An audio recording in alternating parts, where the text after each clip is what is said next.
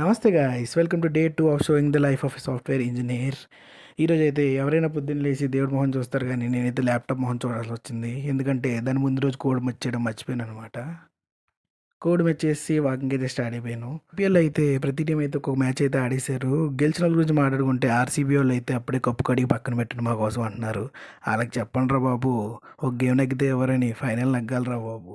మాట్లాడుకోవాల్సింది ఎవరన్నా ఉందంటే మన ఎస్ఆర్హెచ్ టీమే. 300 ఎక్కడ కొడతారో అని భయం వేసింది సడన్గా. వాళ్ళ రికార్డులు వాళ్ళే బదులు పడేసుకుంటున్నారు. అది అలా పక్క పెడితే ఈ రోజు అయితే నేను వ్లాగ్ చేస్తుండగా నాకన్నా పెద్ద వ్లాగర్లు ఎవరిలో పెద్ద కెమెరా ఇచ్చుకుని షూటింగ్ చేస్తున్నారు. పాల్పేట పార్క్ దగ్గర అయితే నాకు ఒక పికాక్ అయితే కనిపించింది అనమాట. కానీ అందులో వీడియో తీసే లోపే అది మాయమైపోయింది. ఈసారి అయితే తప్పకుండా మీకు చూపిస్తాను.